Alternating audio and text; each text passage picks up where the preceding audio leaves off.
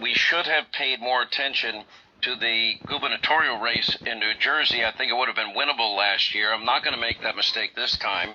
Long ago, I pretty much have given up on New York politics. It's not a place, especially with the migration out of New York, people that have had it with high taxes and the bureaucracy and the crime and the lifestyle, and it's the dirt and the filth and everything in between. I mean, they don't keep that city clean at all. You go abroad anywhere and you'll see cleaner cities everywhere. Anyway, so I've kind of given up, but now I'm looking at polls that show that Lee Zeldin is within the margin of error in terms of battling Kathy Hochul, who replaced Andrew Cuomo. And Hochul, just like every other Democrat, doesn't want to debate. And I don't blame her. Similarly, she doesn't want to be seen with Joe Biden. Nobody wants to be seen with Biden. We have apparently a very competitive race also for the Attorney General position, not something I would have thought possible, but with crime up 36%, especially violent crime, since last year, every single day we've got more victims. It's a crisis that has gotten out of control. They have defunded the NYPD, for example. You have all of these, these sneak attacks. And the knockout game, as they call it, is back again. People don't feel safe anywhere in New York City or in other parts of New York State. One thing that happened in the last election is pretty much every part of New York, but for New York City, went red. And a lot of cities that have been leaning blue or purple. So clearly there is an opportunity that didn't exist before.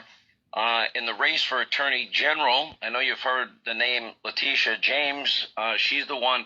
I didn't even realize it at the time. She campaigned very hard to take out one person if she became the Attorney General, and that was Donald Trump. Here's what she said. I will never be afraid to challenge this illegitimate president when our fundamental rights are at stake. I believe that the president of these United States can be indicted for criminal offenses. Will you sue him for us? Oh, we're going to definitely sue him. We're going to be a real pain in the He's going to know my name personally. That man in the White House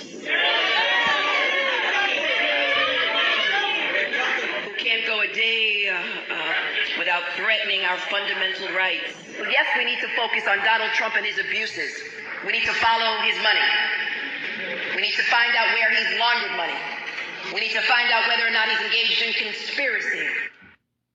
It gets a little scary when somebody that would have that kind of power is not all about equal justice and application of our laws. Things really came to a head after this bodega worker, Jose Alba, ended up defending himself when he was under attack at his workplace, and he ended up getting in a fight and having to protect himself. He killed this guy that was aggressive towards him and was pushing him around and started a fight with him behind the counter. Everybody saw that. Then there was, after Alan Bragg, the DA tried to charge him with second-degree murder. There was such an outrage that the charges were dropped. Anyway, the Trafalgar Group has put the race for Attorney General with the Republican up by 2 points. Now, this shocked me.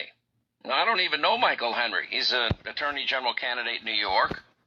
Clearly, this race is competitive just like the gubernatorial race. How is it possible in a deep blue state like New York that you're up by 2 points in this race so far?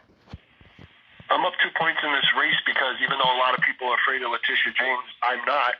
And this has been a very exciting moment for our campaign, but we knew from the beginning that this was a winnable race and that we had a pathway and we're sticking to it. And as a result, right now, we have the best polling numbers statewide for any Republican in the past 20 years because we've been out in the streets talking to everyday New Yorkers about how this state desperately needs a return to common sense in November, and this transcends party affiliation.